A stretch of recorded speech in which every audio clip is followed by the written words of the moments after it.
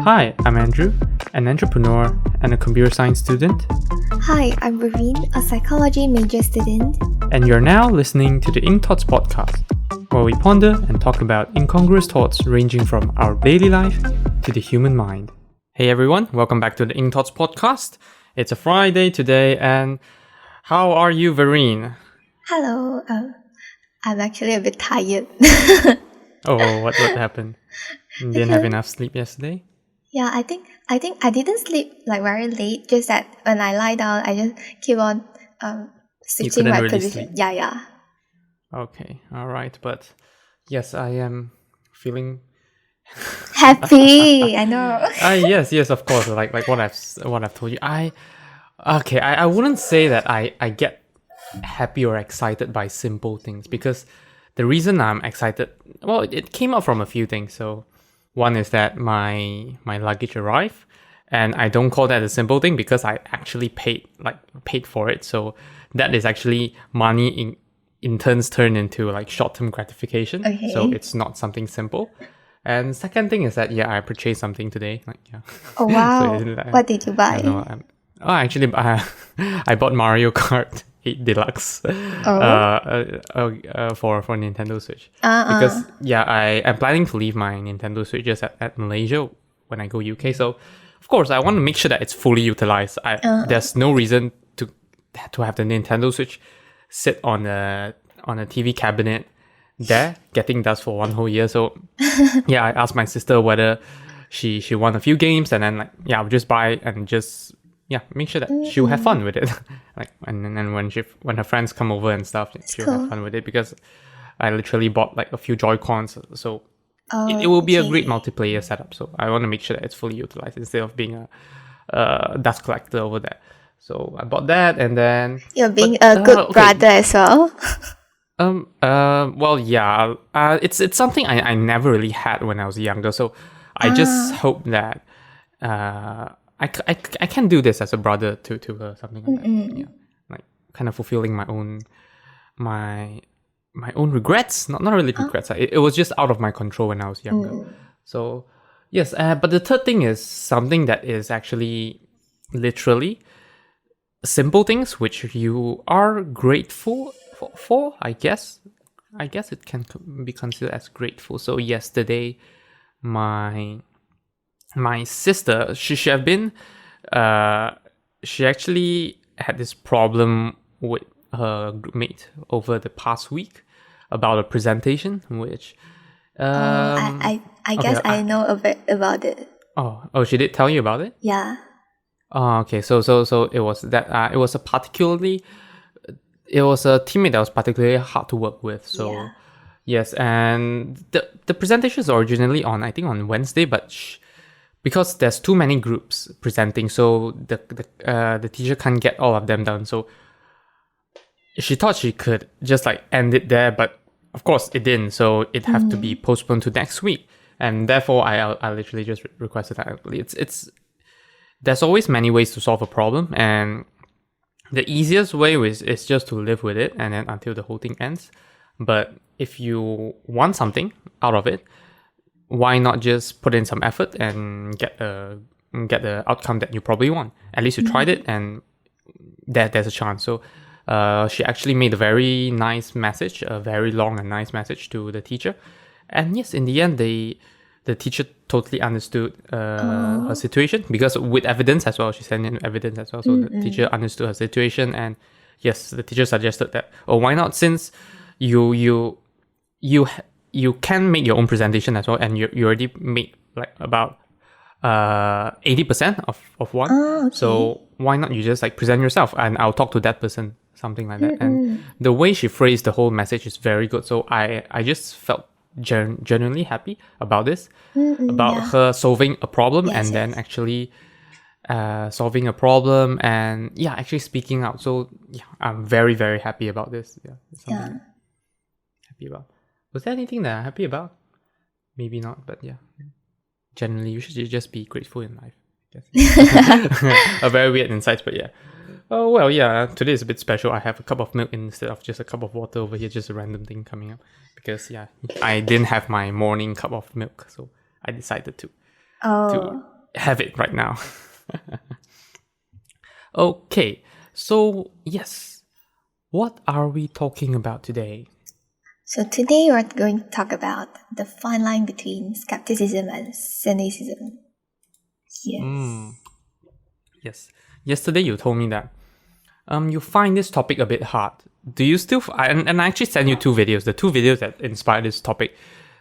Have you? Is it now easier for you, and or is it still hard? I'll say it's slightly easier now, but I won't say it's like very easy for me because Okay. Do you have any question that you want to clarify first before we get into this topic? well, I can't think of any for now, but maybe I can just ask along the way. All right. Okay, sure. All right. So yes, let's start with skepticism first. So, if you think back, have you been skeptical with like?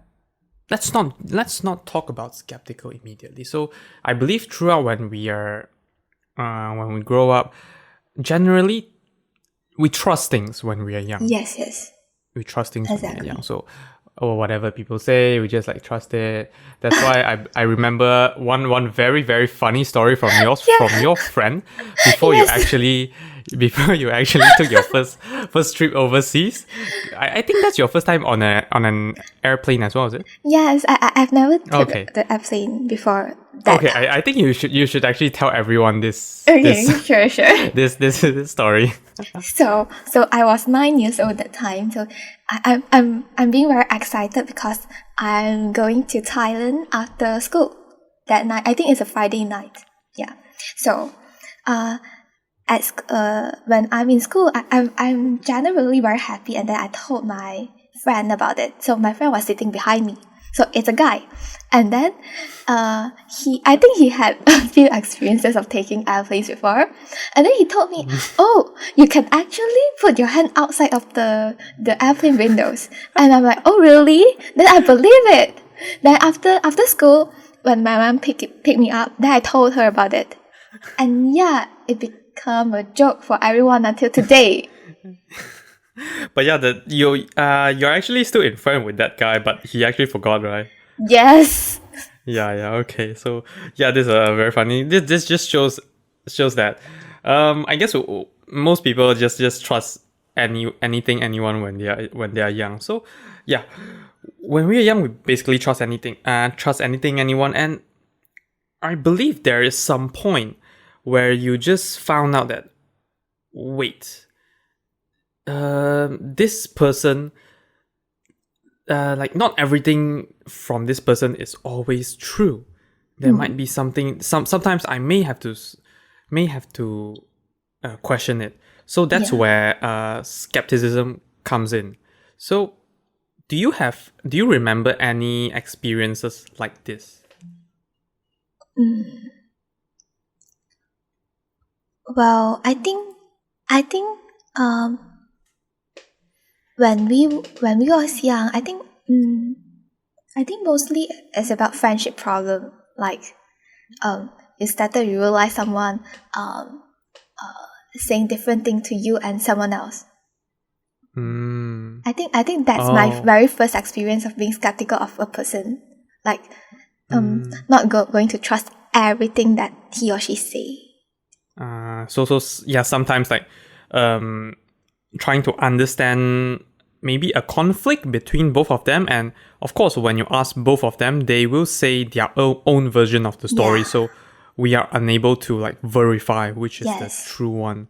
Yeah, okay, I understand that is true. Yeah, that's one of the first. But if I think of mine, I can't really recall any specific memories from when I was young, but one very recent one that it kind of blew my mind is when I was around 16 or 17. That's actually quite recent. I can consider quite recent. So when I so when originally I studied in Chinese independent high school for my first 3 years of my high school journey. So 13 to 15, and then 16 I transferred into a homeschool, which I actually just studied for one 1.5 year, but actually I got a lot of meaningful friendship there, and That's that cool. 1.5 year actually blew my mind. Yeah, blew my mind in a lot of ways. Knowledge, worldview, what else? I'm not sure. I'm not sure what else. But one of this is actually skepticism. This thing. Okay, so our English teacher is actually the principal as well. So she is very very good. The English. I never thought I would have trouble in English, but when I went there, it was like a next level in English, and then I truly realized, like, whoa, shit! I've been living like in a cave or something. Like I never knew that that's such world outside. So, and she knows a lot of stuff, not just English. She talks about politics. She talks about world issues, all this. So she shares a lot of stuff with us because yeah, she teaches history as well, but I wasn't a part of her history class because I just didn't take the subject. But yes, you would actually see her as a very knowledgeable person, a wise person. Yeah, you would actually approach her to solve your personal problems as well. Yeah, all these sorts of things. So she's those kind of teachers that we actually like, that not just teaching us stuff from our books, right? Yes. You would view her as a very wise person, as a very wise person. So I generally trusted whatever she said. But it was until I forgot which 16 or 17, I forgot which year, but she enjoys talking about politics. And in Malaysia, we how do we say that? We tend to comment a lot about our government. Yeah. About our government. So there's a lot of voices on this, and she will talk about all the negative parts of the government. And at that time, it's actually before our first shift, first government shift. So it was still under the national front. Wait, what was it called? I actually forgot what do they name it, right? I just know the Malay name is called Barisan Nasional. So basically, they have been the party controlling Malaysia since the independence day. There was no other party taking over it. So, and then there was some major corruption charges on the prime minister. So, people generally distrust the government, at least for the most of the city population. Yeah.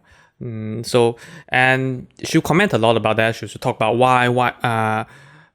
talk about negative stuff about the government, which I initially agreed. And then even about all the policies and stuff, she'll talk about why all these policies are bad for us and everything. And I trusted her until there was one particular thing about, I think I can't forget which particular policy, but she talked that she said that this policy actually came out. Oh no, it was not this. It was actually the GST, the goods and sales tax. So people generally don't agree with this thing, but my father being actually an accountant, so he understands deeply into all this thing, and the tax structure for goods and sales tax is a lot better than the sales and service tax. It's actually a more fairer structure that will bring in more tax income, and then it's fairer for the general population when compared to the sales and service tax. So yes, that's one thing. But the second thing is that she kept saying that, there's gonna be the what's that called? The budget, the yearly budget is gonna be announced soon, and then one of the things that will be announced is that the GST will be definitely increased, something like that. She had her own sources of news, something like that. So yeah, I kind of trusted that as well, and then a few other things as well. So I trusted her, and then I went back and I told my parents, she said that, all this, all that, and then my dad actually told me that, this few things which she said is actually wrong. It's not gonna happen, and it's on the news as well. So I went and verified. That was my first time I got mind blown. Like, whoa. So not that she's not wise, but I believe generally people just they might make mistakes or they are biased. Yeah, In yeah. this case, and in the following audio until today, I realized that actually she's a bit biased. So she is very biased towards that the Malaysian government cannot be trusted whatsoever. All right, so there was some slight interruption just now because actually quite a good news for Verene.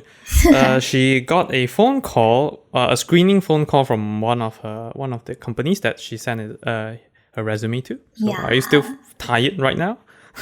And though, Or like actually, when I excited? was talking on the phone, I feel a bit nervous. So sudden because we're actually discussing about this. Our podcast topic. Oh, okay, yeah. So, all right. All the best. Hopefully you get chosen and then maybe have an Yeah. interview next week.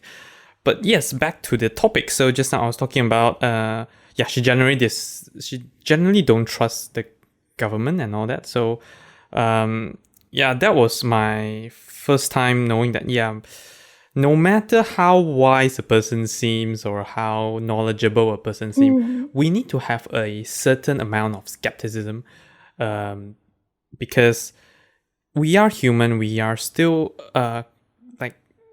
we still can be how do I say that, affected by our own emotions. Okay. So like not I still respect her, and she's still a knowledgeable person until today, but knowing that she is biased towards saying that our government generally cannot be trusted. So all the topics about surrounding our government, probably I will verify it before trusting whatever she said. So yes, that is my first real the memory which I remember about being knowing that I need to be skeptical about something. Suddenly I lost my words there. So Okay. But do you think it's there's something to do with our society and our education thing, like me growing up in the government school. So basically everything is just about memorize and you don't really run on thinking. And then most of the adults, teachers or even parents, they just tell you to I'm the adult, so you must trust me whatever I say. And you need to obey to me. That is actually very true. In Malaysia or the Asian community, we are taught to agree with whatever adults say, something like that. Whatever adults say should be correct, and we are not supposed to voice out, like we are not supposed to cause anything that may affect the harmony situation. We shouldn't be like the outlier. We shouldn't be the basically we're just not supposed to be an outlier. And therefore it just taught us to be like you just trust everything. Teacher should be correct. Whatever teacher say should be right, whatever your parents say should be right, all that.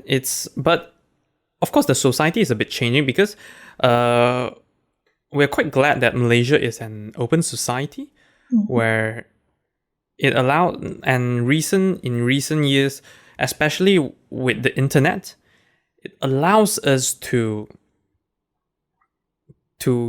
explore more, to know more, to actually get information faster, and it opens up your worldview, because getting on the internet, you get to see things which is actually not within your box. It's like literally beyond your box, or you can say that it expands your box a lot faster than before, where people just like read through news, books, radio, or even television. All this, like internet is like so fast that even now, after the COVID pandemic happened, we stopped buying newspapers, and like when my dad still buy it once a week when my grandma comes over, and you just realize like, whoa, this newspaper is obsolete because all the news on it is yesterday, which I saw on the website. I read it from their website, but then everything is written there. It's actually, I read it from their website. Like, there's literally not much point to actually read the newspaper anymore. So yes, I can see kids nowadays is quite different from how we have been last time. Yeah. Yes, indeed. And with parents being more open-minded as well, you can see that last time I think most kids might have the fear of like speaking to adults. There's like a barrier, like you are too young to talk with adults. And then when we talk to adults, when we ask about something, generally this thing might come out. They just say that no, this is like an adult's matter. You shouldn't know about it. You shouldn't actually know about it. But in fact, I believe when I teach my child, there's no such thing as it's an adult matter and you shouldn't know about it. I would say that it's a bit harder for you to understand. I will, if I'm not free right now, I will push it to another moment to actually explain it to him. But if I'm free right now, I will actually just explain it to him, because it's important to break the barrier between children and adults. If I actually don't tell him about this, if I actually don't tell him about this, then the barrier will actually become harder to be broken in the future, and there will be a communication barrier between both of us. He won't ask me anything, and when I actually talk to him, he don't tell me as well, because I'm not sharing to him. For him, why should he share to me as well? So yes, that's the thing. But generally now, kids do question more, and more adults are more willing to share right now. I think the whole society is actually changing. But yes, this actually leads to skepticism as well. Like when we're young, we just think about like adult stuff.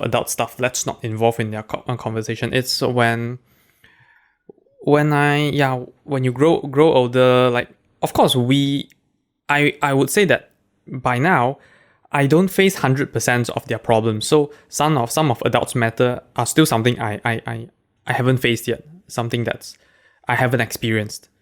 But still, I not that not really. Okay, I just think that maybe I should have been more skeptical when I was younger, thinking about like, oh, there is no such thing as adults matter, because actually most adults matter boils down to very fundamental issues which can be explained, mainly just that they are lazy. They like to say that you won't understand or you shouldn't understand, it's like very private matter, all this like I like do you want to continue first? You can say okay, I'll just end it quite quickly. So like being like especially from a parent's point of view, I don't think there's anything that's too private, because you are their children. Like there's no such thing as being so private. If there's private things within the family, are we still a family? Yeah, so maybe I can put a like a 0.1% tolerance. So there's this 0.1% that you should keep secret for some greater good. But other than that, it should be all transparent. Okay, on to you. Okay. Before I jump into what I wanted to talk just now, from what you have said, but sometimes parents are like they're making contradicting comment, like they say you're not telling me stuff, but since you are not doing that as well. since I'm young, exactly, you're not doing that.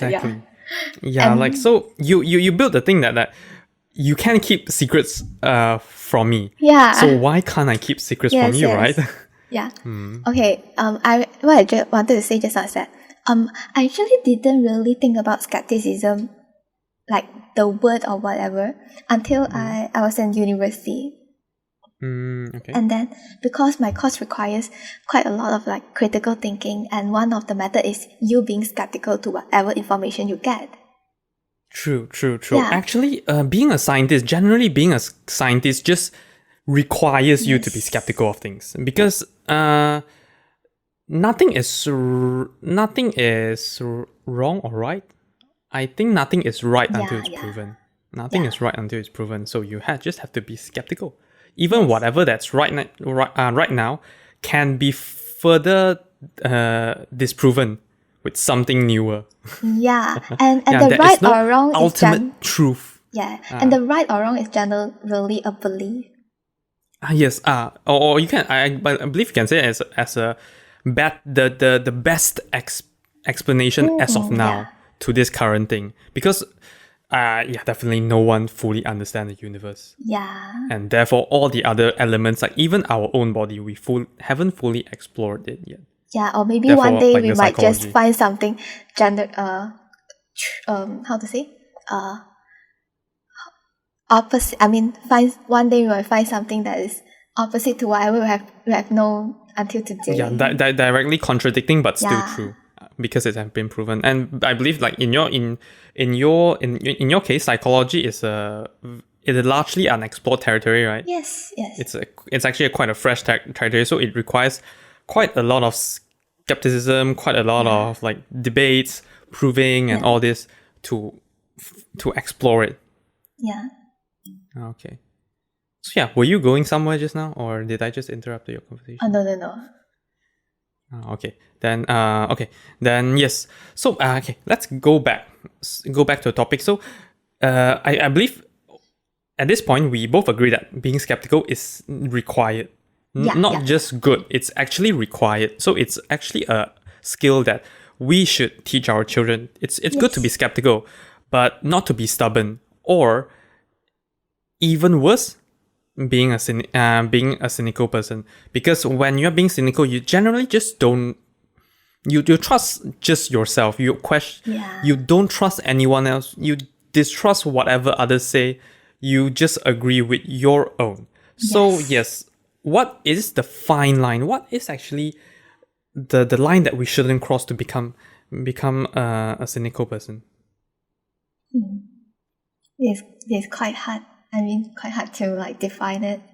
Yes, of course, but because like the videos which I've sent you yesterday, one funny thing is that while the internet allows us to be skeptical and then actually know that we are not being skeptical on the wrong things because we can find out the truth now easier, it also encourages more people who are skeptical about one false thing and make them cynical. One example would be actually the flat earth theory. Of course, we, both of us, have never actually truly seen Earth before. So there is no, us ourselves, we can't fully say that we have seen that Earth is not flat. Yeah. But we put our trust on all the multiple, I believe thousands or 10,000 scientists out there which already proven that Earth is flat. Sorry, no. Earth is not flat. Earth is not flat. Sorry. Proven that Earth is not flat, and then all the astronauts that have went into space and see that Earth is not flat. Is there? Because I can't say that it's fear. What is it like? What? How should I say it? Because I can't think of the word to describe. Also, I can't say it's fear because it's not a sphere. I know it's a bit oval shaped, something like that. But I'm not sure what's the word to describe it. That's why I have to keep saying like not flat. But yes, basically this way. So we put our trust on all those. So therefore, we are not being skeptical about whether the Earth is actually round or something. I do believe that it's actually round. It's like a sphere-shaped planet, something like that. But yes, so internet actually allowed people to be like to create cynical groups where they live in their own circles and then believe that the Earth is flat. This is very funny though. I'm not sure if you remember that part. So I remember in the video, they say that so Earth is flat, and then at the border of the Earth, closing like Arctic and Antarctica, there's like FBI surrounding you, like shooting people down if they're trying to cross the border. It's very funny. It just sounds funny.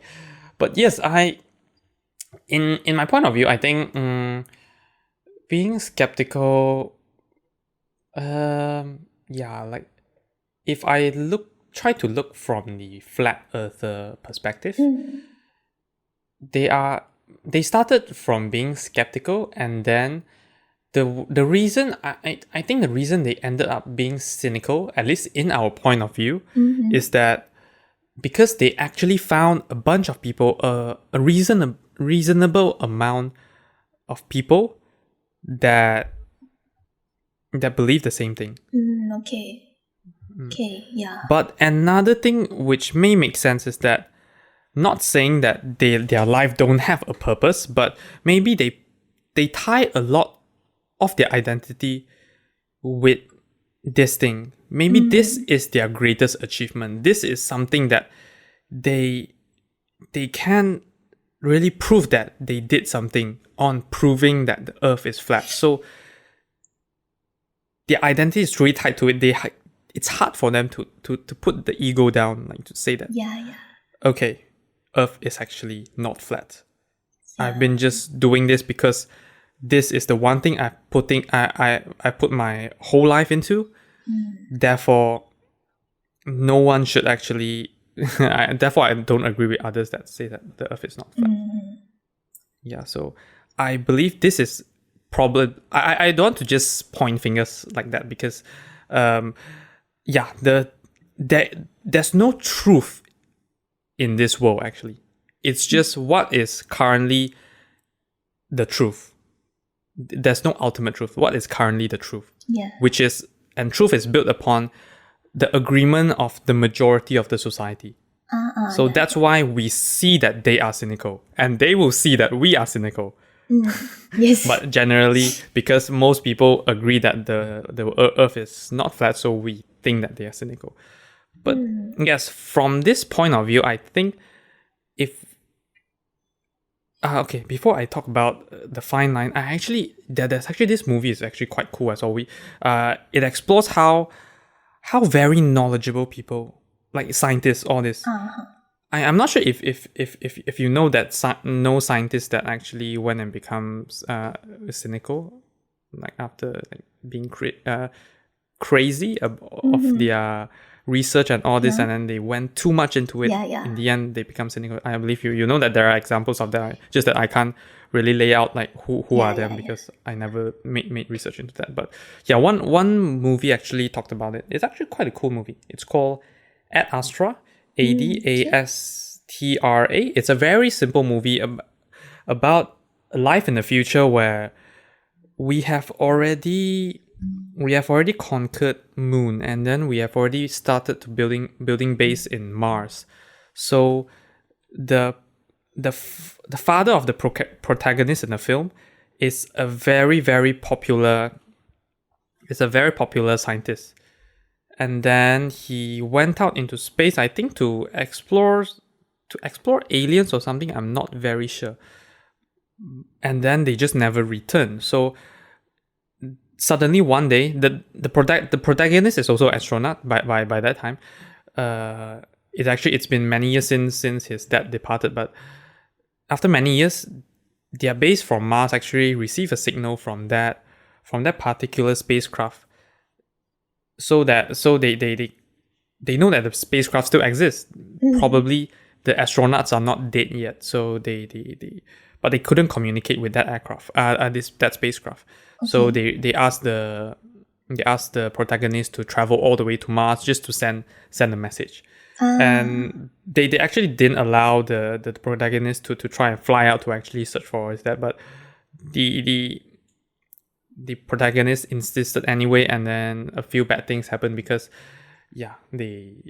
people don't, when the world doesn't allow you to do that and then you have to do it. He killed a few people and then took a spacecraft and flew all the way out there, met his dad, and then it's actually very sad. So on a spacecraft, only his dad is left because his dad actually killed all the other astronauts, because all the other astronauts agreed that they shouldn't continue this exploration trip, being that they think that it's actually not valid. The research is not valid. Okay. It shouldn't be something that's should be continued. And the protagonist that is already cynical by that point, so he went on and killed everyone. And even when the protagonist is there talking to his dad, his dad still insisted that you can't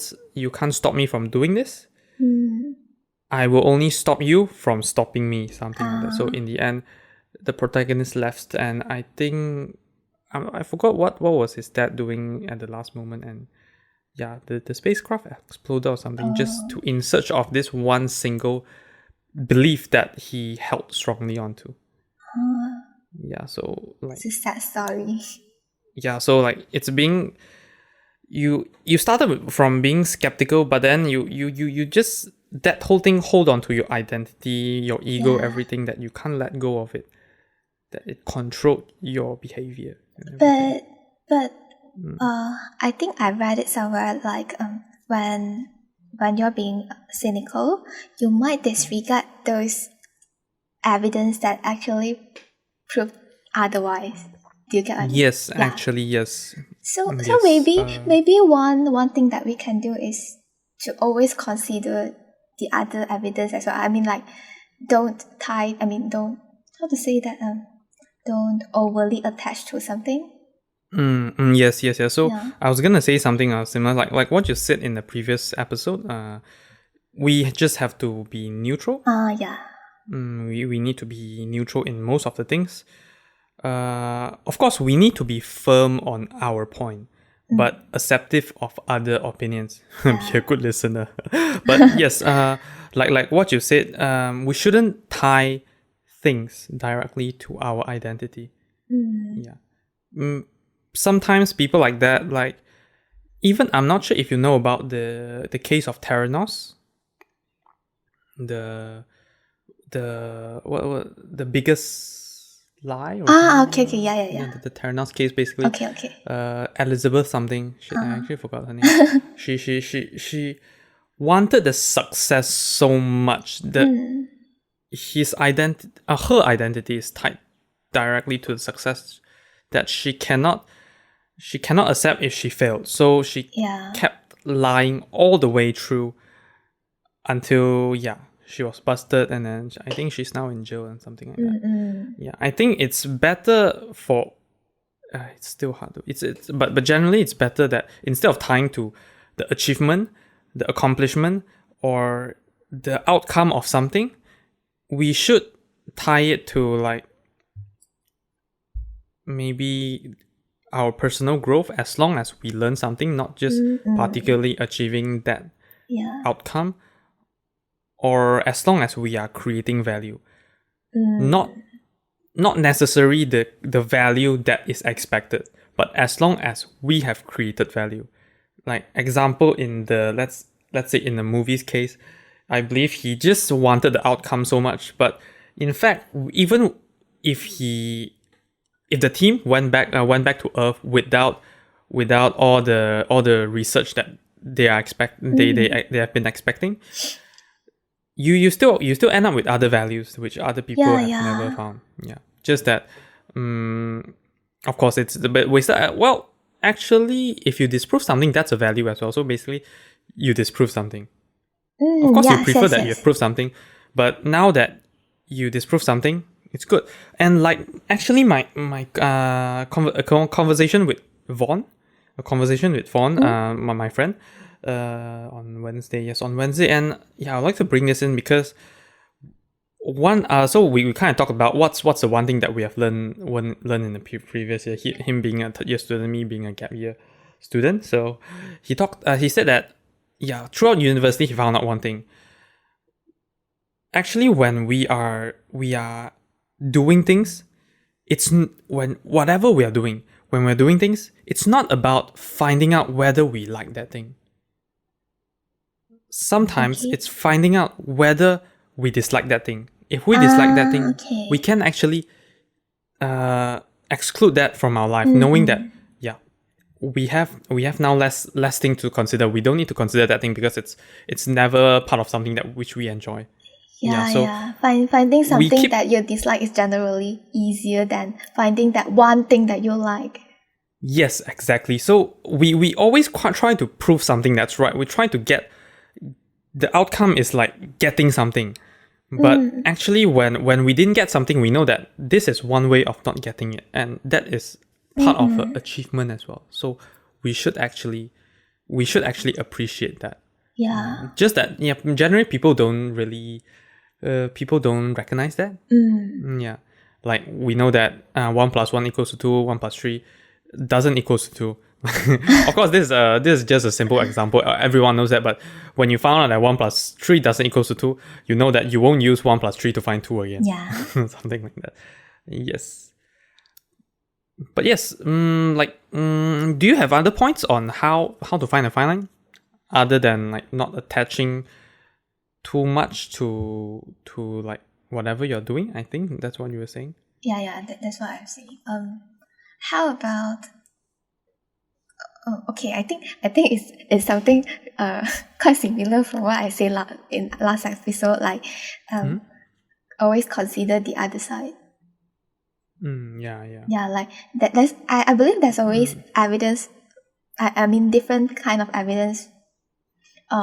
Bringing to different kind of result, but always taking the other, the opposite opinion or what, then reconsider everything again. Yes, but maybe in this case, instead of just I believe generally if we talk about scientists, of course for normal people this your suggestion will work, but let's say for scientists on a different level, they are generally quite acceptive of other people's opinion and all this research and all this. But the one thing that they should work on is instead putting down their ego, because when you are being a scientist, they do accept different ideas and all this. But when they came up with an idea that is too novel, them being a very let's say if they are very well known by that point, and everyone just go up and disagree with whatever his finding is, it's hard for him to put down the ego. Yes. He is originally acceptive of everything else, but now this whole scientific community, not just 1 or 2 person, it's the whole scientific community come and disagree and disprove whatever your finding is. So I can understand why it's hard for them to let go of that, because it's not just 1 or 2 person. It's the whole scientific community. Like if you put this down, it feels like you are losing your fame or whatever, saying oh, you're not worthy anymore. But this generally can say that comes down to how the society perceive people. Because I think if the society is more okay with like all this kind of, do I call this not really failures, but all these minor mistakes, because mistakes is actually part of a human journey, human growth, whatever. But we assume that when one person gets more successful, they should take less mistakes, and when they even have a small mistake, we amplify it in greater magnitude, even though it's a very, very minor mistake, which everyone makes. We just think that they are like God, they shouldn't have mistakes, something like that. I think last time one of my lecturers told us about I think I'm not sure it's a scientist or psychologist that actually find a very, very, very different result on the research, and then he actually disregard his previous idea, and it's publicly known, which I think is a very good example to someone wanted to become a scientist in the future. Like you're prepared for that. Yeah. So basically, I believe his life value is quite good, and maybe in search of like maybe creating value and growth, like learning that you're wrong is actually growth. And Stephen Hawking actually disproved his own theory as well. One of his theory, I forgot which one, but but he is the only one that kind of understands on most of his stuff. So when he published the first thing, most people, not many people understood it, and then when he disproved his first thing and introduced the next thing, people were probably just understanding the first thing and then it got disproven, something like that. So it's just a funny thing. But then these are very respectable people. Yes. Okay, but now we talked about how not to be cynical. Let's talk about another perspective which might be interesting as well. How to, let's say if you are really right, how to prevent so how to just conform with others to think that you are actually wrong. So how to actually find the balance. Because just now we talked about to prevent being cynical, we need to put down our ego and accept other people's opinion. But when sometimes you're still right, being the first one, being the outlier doesn't mean that you're wrong. Okay. Just that people maybe sometimes people haven't seen it. People haven't really explored it. So like how to prevent the voices from the disagreeing voices drowning you. Do you have any idea on how to do that? So you mean like the idea that you have is the right one, but people around you is not seeing that point yet. So you're trying to conform to the others, but at the same time maintaining your own idea. So you are maybe okay. You are not really conforming to them, but you are generally trying to. You are not going to the side where you're being cynical and just totally agree that whatever you say is correct. But you're trying to actually let people understand that this is correct. Okay. Because maybe they just don't understand yet. They don't see it yet. Like, do you have any suggestion or ideas on how to do that? I think maybe we can do something like this, like I think like you speak like I truly understand whatever I mean the group is believing in, and then introduce a bit by a bit of your own idea. You don't try to throw everything in a lump sum. Like you just try to tell a bit. So generally, I think it's better to like split your, let's say, your mind-blowing research into parts, and then introducing the part that's easiest to understand first, slowly, all the way into the most mind-blowing part. Yeah, then people might be more accepting of your point. So maybe they accept the first part, then it might be easier for them to accept the second part and slowly towards the end. Okay. And then I understand that. Okay, true. But yes, let's say on a different level, because yours is more on a personal level. On a different level, do you have any idea, like any idea to do this? You mean like this, like people like scientists or what? Scientists or even like groups, something like that. Then I think the evidence you have to have enough and good enough evidence. It might not be easy because you are so different from all the others. But yeah. But if we go deep into like your identity and all this, because I believe your okay. So when we talk about cynical people, their identity is constantly threatened. That's why they hold on to it, I think, with their identity, which is the thing that they care about.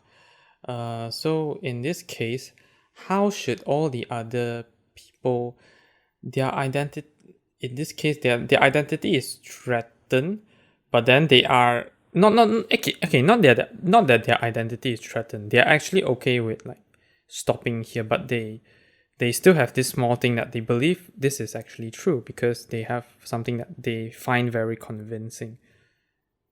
Yeah. So how do I say this? What should they seek for in life? Like if they just seek for like getting value and maybe growth, they are like, when people generally just like disagree with them, they might just like stop there. But like I'm just thinking, what sort of mindset should all these people have if they still, their thing is right and then they just want to go on and prove it? Is there a particular mindset that they should live with? Something like that. I'm wondering. Do you have any idea? Actually no, because I think it's actually still the same. Like seeking for value? Yeah.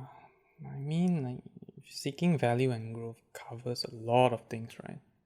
Yeah, I think it's a very general term. Yes, it's a very general term. It's a foundational thing that we should try to seek for. Like, should be the main way, the main reason that we live our life.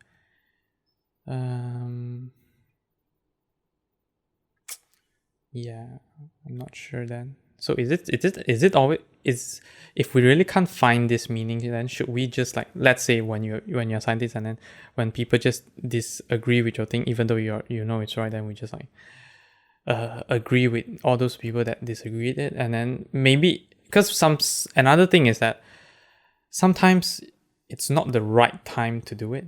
Like your thing is correct, but it's not the right time. So I wonder, should we just do that, or should we stay firm to our thing? Now that's the question that I have. I think it depends on you if you want to fit into the society. Like you don't want to, you want to be part of it. If you want to be part of it, then maybe you will conform to it.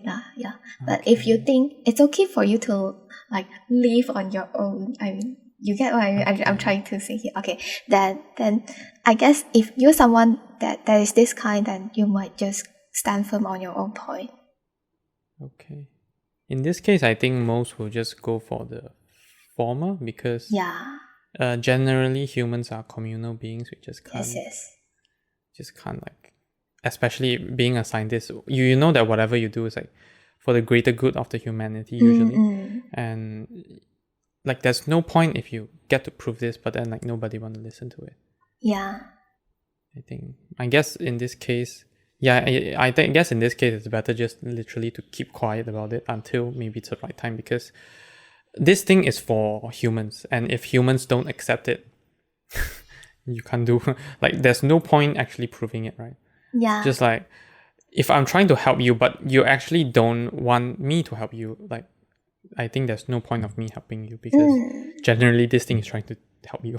Yeah, this is one thing pop up in my mind. Or maybe we can do it like this way. I mean, you prepare whatever you have and be prepared, and then because it's a timing that is not right for now, then wait, then get yourself prepared until you have that opportunity to like introduce this where people can accept it. Yeah. I think basically you don't just throw everything into the trash. Yeah. You can't generally agree with that, because I mean, like, whatever the society thinks, there's nothing wrong with whatever the society thinks, just that maybe they're not mature enough to accept this, and I guess we just need to put down our ego and be like, yeah, okay, maybe I'm right, but since everyone really doesn't agree with it, and my point of introducing this is for the greater good of everyone. So if everyone doesn't agree with it, there's no point of like forcing everyone to agree with me. Let's just keep this for now, and if it's really right at some moment in the future, it will be proved. It will be understood by everyone. Yeah. Wow, damn, it's not easy, you know. Yes, it is not easy. So actually, this is the first time it's actually a very new idea for me. So I guess, truth really depends on the general society. Even if, let's say there is a universal truth thing which we haven't discovered. Let's say, like, imagine there's like God that has a full dictionary of true definitions, and then you found one of the true definition, but the thing is, like, even though the people are not at the stage to understand that true definition yet, you should just leave it on the table. No, actually, you shouldn't leave it on the table. You should hide it under your closet until it's the right time to review it. Okay, that's true. Interesting. This is generally a new thing for me. So there are things that we shouldn't just fight for, because we live around humans, and humans is a part of our life. Yeah. Okay. I guess that's it, and then we can let's make a short wrap up. Okay. You do the wrap up. I've been doing it for many times. I think you've never done it before, so yeah, you should try it. Okay, okay, start from you first. I mean, is there anything that you want to, close this conversation? Basically, I guess, really don't tie your identity to an outcome or something. Like, just as long as it's creating value, it's okay. And and growth, because basically think of creating value and having growth, and ego is really, really, really something that we shouldn't hold on to. Ego is very cheap, or I should say that. Even though I'm still learning on how to put ego down. Ego is a very cheap thing. So generally, if we can do these three things, you won't be falling into being cynical.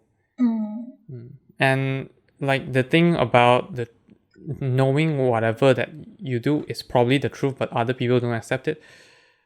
It depends on what's your purpose of that thing.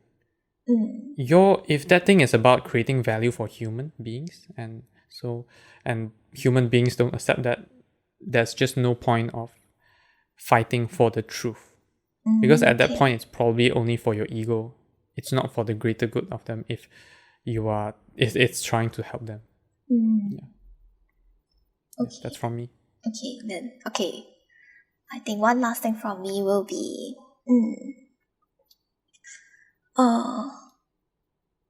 basically being neutral. Like try to be neutral in your life, for whatever perspective, even like being a good listener or whatsoever. Just try to be neutral in your life, like so you can basically accept whatever coming in, and you analyze and evaluate by yourself. You try not to be biased to one side. Maybe it might be hard for someone, but you can always try that out. And be prepared for everything. There might not be the right opportunity appearing or pop out yet, but be prepared of everything. So when there is a chance for you to do so, then you can just do that. Or else you might just miss the right time or the right opportunity. You might feel regret or whatever after that. But mainly your thing about, you should be more specific about the thing of preparing everything is only for the right, when you truly know that your thing is right, and then society generally don't accept that. That's when you need to still be prepared for it. Instead of like just conforming and then like throw your research into a trash, burn it all the way to the ground. Like no one wants their hard work to be just thrown into the dustbin or so. I totally agree with that.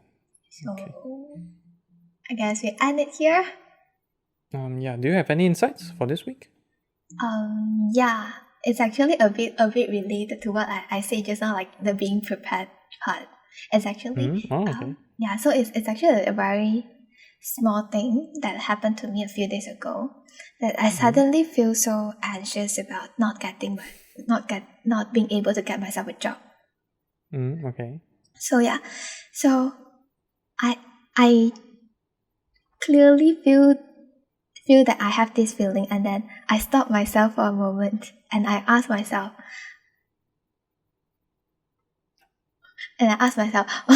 what actually is causing this. Is it something related to me, myself, or the environment at the moment? So first thing I think about myself. Yes, maybe I have some skills, or maybe hard skills or even soft skills that is not up to the standard yet. So I find it, then I should improve on it. Then next time when I got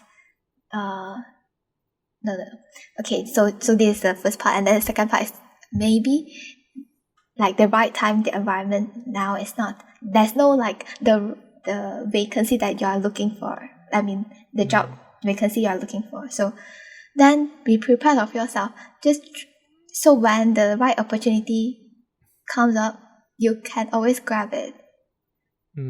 Yes.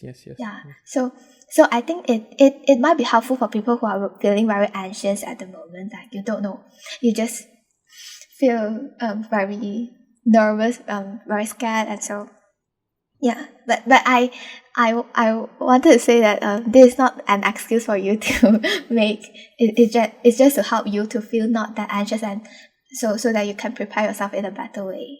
Mainly like many things in life have there's two not two perspective from it. So for everything in life, there's always things which are within our control and not within our control. Yeah. And in your case, it's you think about your personal which is something that's in your control, and environment is something that's out of your control. Yeah. So of course, whatever that is in your control is you have studied for your degree, and then you have prepared for whatever you need. Further things that can be in your control is to further study, get a master's or whatever. That's something, but of course you can work on those, but those requires some effort, and effort as in like whatever that all the inputs that need are including money. So yeah, of course you can definitely go ahead and take those things and put it under your control, but if you don't want that, it should be okay as well, because whatever you have in control should be sufficient to get something that you want. So then now we just wait for the environment, which is totally out of control, to be at the right time at the right place, then we just jump in. So how about you? Is there any insight from you? No insights from the past 3 days. Actually, not for this week. It's actually for the past 3 days, because we've been this is the second podcast for this week. Okay, and in this case, I think we'll end here. So yes, just a reminder for everyone that we actually have social media pages: Twitter, Facebook, and Instagram, and they have the username of InkThoughtsPod, with POD, meaning for podcast. And of course, feel free to email us at hello@inkthoughts.com if you have any questions or any comments or any feedback. We're looking for feedback as well on our podcast. And yes, if you actually don't prefer listening from all our podcast platform, feel free to listen it on YouTube. We actually post it onto YouTube with the channel name of Ink Thoughts as well. You can just play it maybe when you're at work or something and just listen to it. And that's it. That's it for this week. So thanks everyone for listening, and see you guys next week. Bye-bye. Bye-bye. Thank you for listening to this episode of the podcast. If you enjoyed, do share with your friends and family and leave us a review on the Apple Podcast. If you're not using an Apple device, you can leave a review on the Apple Podcast website with the link in the show notes. If you have any feedback or thoughts which you hope that we'll discuss in the future, feel free to email them to us at hello@inkthoughts.com, or alternatively, you can send us a private message on our Facebook, Instagram, or Twitter with the username of InkThoughtsPod. Thanks again, and see you all next week. Bye-bye. Alright. Interesting episode this week. It's actually mind-blowing for me to know that, if people are not prepared, there is nothing we can do about it. And we just need to accept it. Accept it. So, I mean, like happiness is a choice, you can be happy that you kind of did this. So even I guess in your family, so sometimes you have a great achievement which they personally don't think that it's an achievement, and you might feel demotivated by it because you maybe do this in hopes of a better life or something which may benefit them in the future, but then they don't understand it. I guess you will feel sad a little bit, but then still think of the happy part, which is how happy you actually feel upon completing it. And then just keep all those stuff and put it aside. I guess it kind of works with my depression 2020 as well. I just made the whole website, everything there, and had to prepare for the right moment. I'm not sure if it's entirely correct, but I know parts of it is. Anything you want to talk about? No. Okay. Quite a chill Friday, but I do want to get my script done because today is actually 25th, so I have 5 days left I have this script which I'm gonna talk about whether people should take a gap year. And after finishing this, my next script will be the MacBook Air script. So I promised myself that if I can get that done, then I can go and buy the latest Sony truly wireless earbuds. Yes, I have 5 days left, so I should complete that script to get that. A promise I made to myself. but I actually believe that you can do that. You will do that. I can do that. Yes, the problem is will. I have the ability to do that. That is not no question on that. But whether will I be disciplined enough, is my mental strong enough to control myself, convince myself to like, Andrew, you should do it. That's the question. Yeah, basically like what I said, when you buy something, it gives you something and it gives you the potential of something. I have that something with the potential of completing it. So the potential is that I can actually complete it. And ability is that I have the skills to write it. And the potential is that I can complete it. But the thing is, now comes down to a mental. Can you force your mind to actually complete it? Yeah, that's the question now. So yes, again, that's it. Anything else from you? No. All right. Guess in that case, then we'll end here then. Okay.